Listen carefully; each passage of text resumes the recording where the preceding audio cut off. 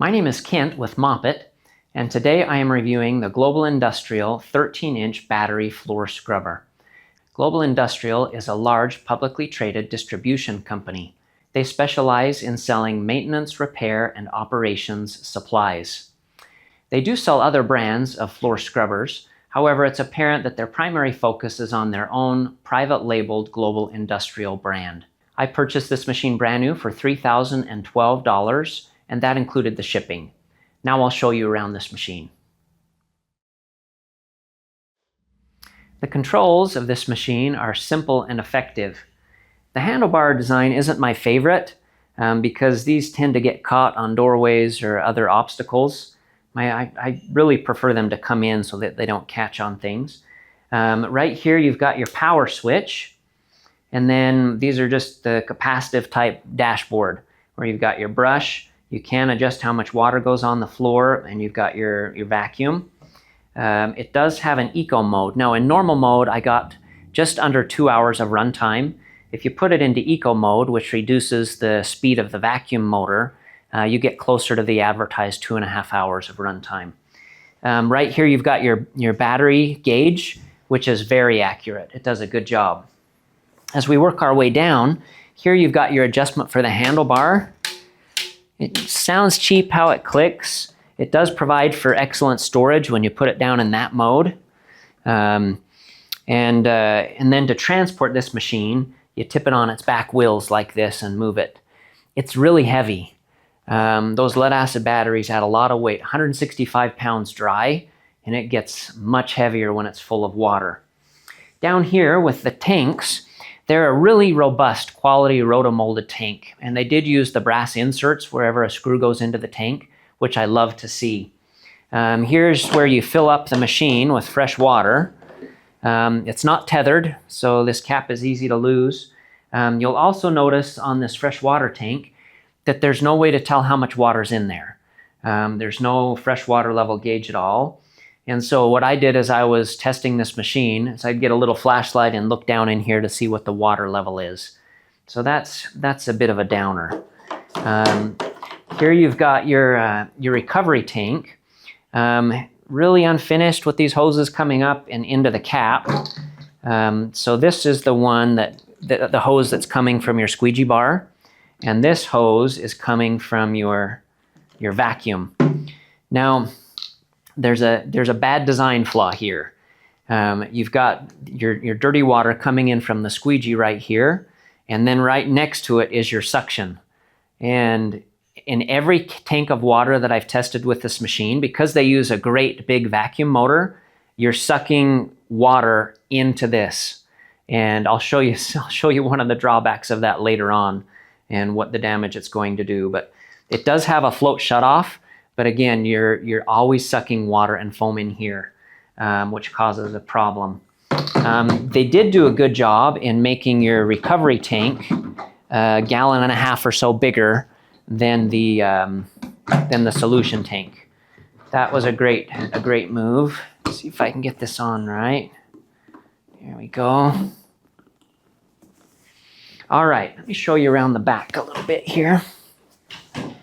Okay. So right here is the main part of the machine as far as the chassis is concerned. It's your battery box. Let me show you what it looks like in here. They do make it really easy to access. You just have a couple of screws, and then this whole door is on a hinge. They even give you a little handle. And then here are your batteries. They pull out on a little bit of a slide as well. And you've got two 36 amp hour batteries. Again, the runtime is phenomenal in this machine. So these are pretty easy to replace. Let me slide this back in here and put it back on. Now, as I'm putting this on, let me tell you a little bit about this charger. This charger is a 5 amp charger, so it takes 8 or so hours to charge your batteries. It does have indicators, so you know when it's charging and when it's fully charged. I do love how the charger is on board, so you can't lose it. Now, the issues I have with this charger are One, it's fan cooled, which is automatically another failure point. And whenever you have a fan cooled charger, especially when it's on board, you have to vent the case, which creates an opening for water to get into and be ruined. One of the interesting things I found as I used this machine is, at one point I tipped this machine on its back when there was fresh water in the tank, and you can see the hole in the cap for venting. Well, when I tipped it on its back, that stream of water from the cap came right back on the charger. And so this is not a well-protected charger, and I don't have a lot of confidence in it lasting very long. Now I'm going to go ahead and remove these tanks and show you some more of the mechanicals. One of the things I noticed while using this machine is you can't get either of these tanks to drain completely. For the dirty water tank, you've got this really tiny drain hose, and it's right in the middle of the tank. There's no real sump for the tank to drain at. And the reason why that's an issue is if you can't drain, especially the dirty water tank completely, it's going to develop bad odors. The freshwater tank, again, very challenging to drain. Let's go ahead and remove these tanks. There's your recovery tank. Now you can get a full drain if you pull the tank out and drain it through the top. But if you're trying to drain it through the hose, look how much higher the hose is from the bottom of the tank. Okay, you're never going to get a complete drain. Now, here is our fresh. Now, as we remove the fresh water tank, you've got to got to pull this water line off, and then you can lift this fresh water tank off. Okay. Okay, now here's where most of the mechanicals are. Right here you've got your vacuum motor, and right here you've got your brush motor. This is a very unique vacuum motor. Most vacuum motors either have a tangential discharge, which is a little horn that comes off that exhausts the vacuum, or they're a peripheral one. And you've got a ring around the vacuum where it discharges the air. This one is interesting. You've got this black thing here, and that's the exhaust. It's somewhat covered up by this foam. And the issue is, because the vacuum isn't very protected, you get a lot of water that will spray out of the vacuum right here. And the challenge is it's going to come right into the motor side of the vacuum.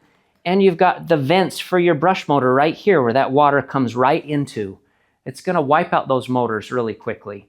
The other thing that's interesting is with vacuum motors, you want to avoid any pressure on the fan side of the housing, which is this gray metal. And you can see in the imprint in this foam, you've got this hose that's putting pressure right on there, which can also reduce the life of a motor.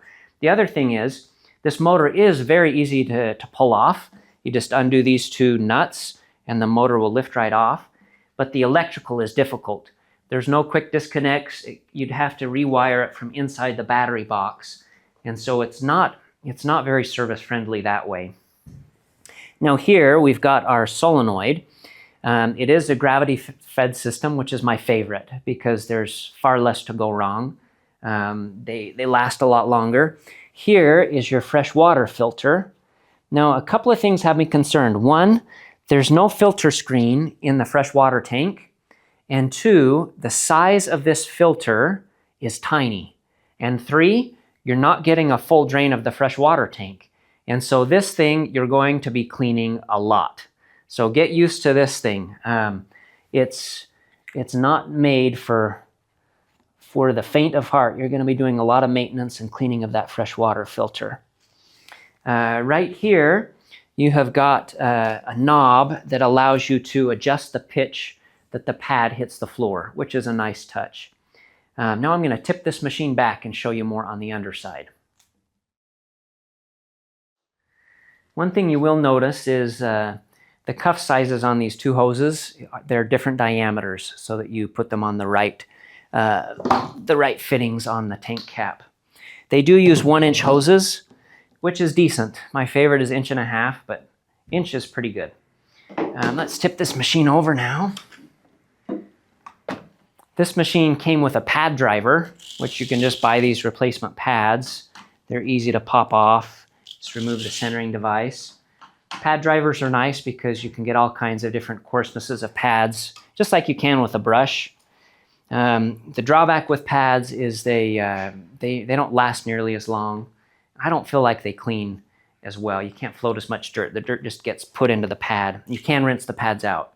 To remove it, you just twist it to the left. It's easy to take off.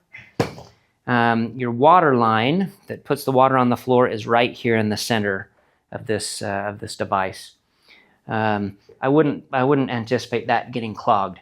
Now this machine it has a really unique squeegee assembly. I'll show you when I take it for a spin here in a little bit. But when you lift back on the machine, the squeegee assembly comes to the front, and then you can pull it back and pick up in reverse. I'm going to show you how to change the squeegee blade right now, and it's a pain. It's not an easy squeegee to replace. One of the good things is it's built really heavy. Almost all of it is metal, and so that's the good part. So to remove this, you've got 2 knobs here, and then you've got a 10mm screw.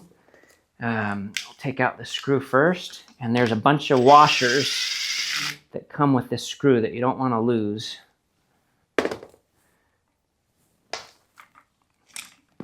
There we go. And then we can do the knobs.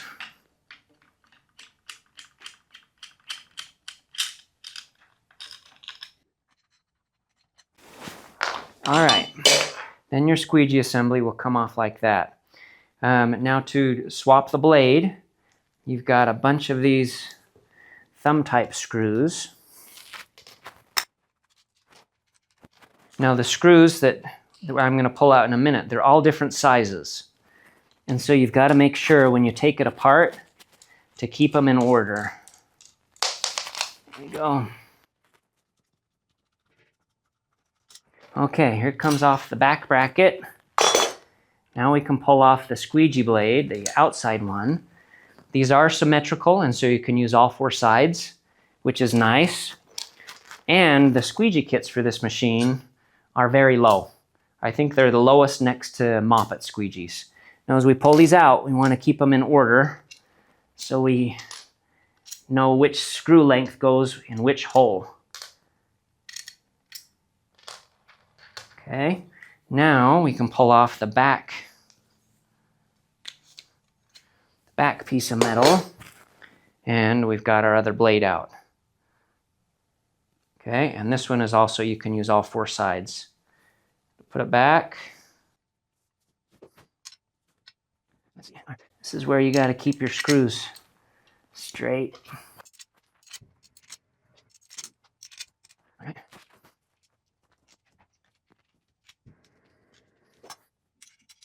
Let's do one of these at a time. It's easy to cross thread these, so be really careful.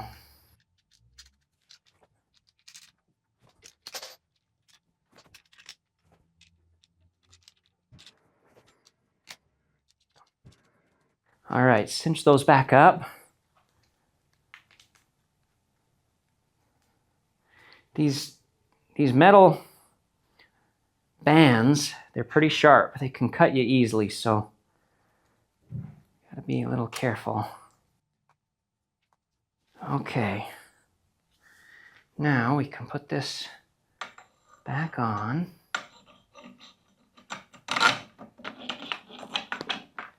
Okay, we'll do this far side first.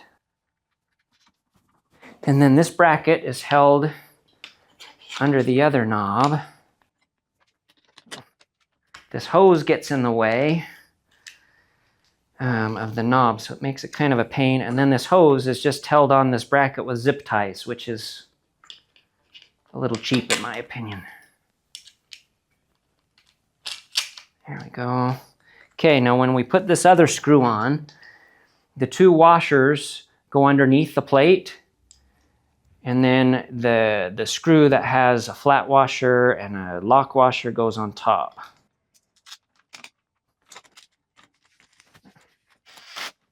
And we'll tighten this up the rest of the way. And then don't forget to put the squeegee hose on. Okay, that's how you change the squeegee blade. Now let's go ahead and put this back together. Put these tanks back on. There we go. I found it easier to put, I believe, I'm trying to remember which one goes on better first. This one goes on better first. You've got to get the water line onto the elbow here.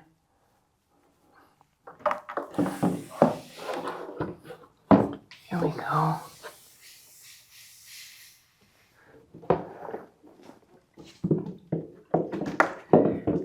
We'll fix that water line in a second. Okay, there we go. And then this water line is really easy to kink. So you've got to clock it right so that it's not gonna, so it'll still flow right. Which is about like that. Okay. And with this tank, got to make sure you get your hoses routed. Okay. Let's see, this one, I've got them in the wrong holes. There we go.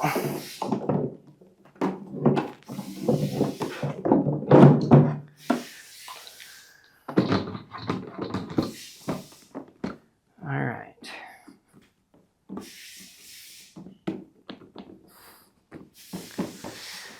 All right, we're all back together. Now let's take it for a spin. All right, let's take this machine for a spin.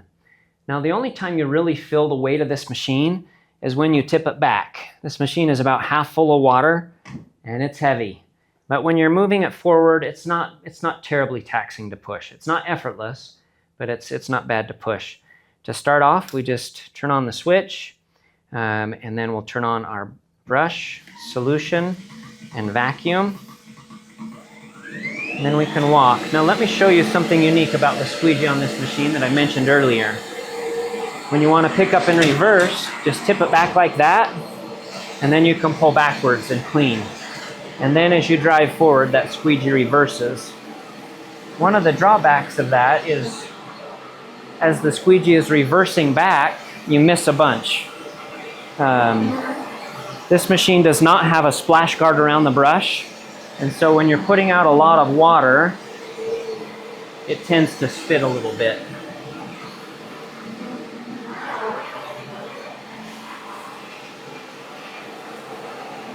When you put it into eco mode, it quiets down ever so slightly. Not that much. It just winds down the vacuum motor a little slower. Now when you want to double scrub, you've only got one option.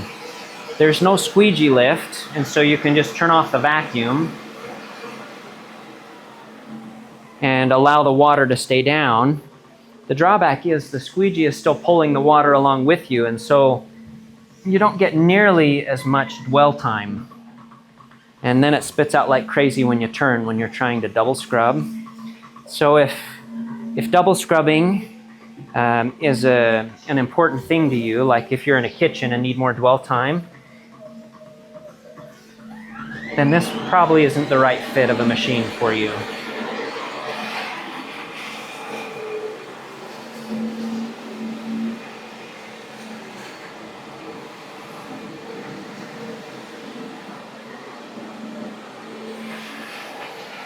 The squeegee performance is not very good. It still leaves the floor pretty wet. And again, this is a nice feature, but watch, as I turn around, it's going to leave a foot or two of water. See that? As the squeegee spins back around for recovery.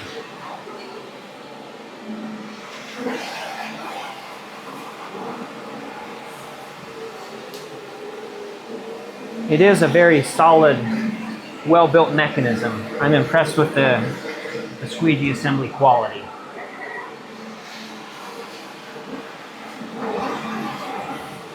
As far as noise, when it's either in or out of eco mode, it's about average. It's not bad.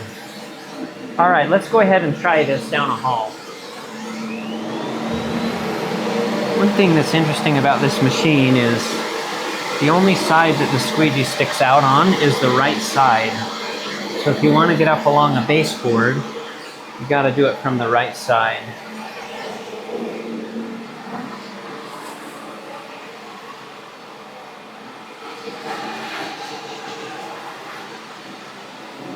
All right, let's try it in a corner.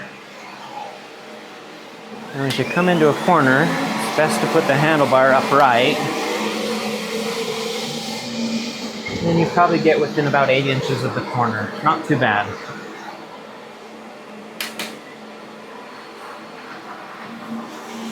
Let's try it again into a corner.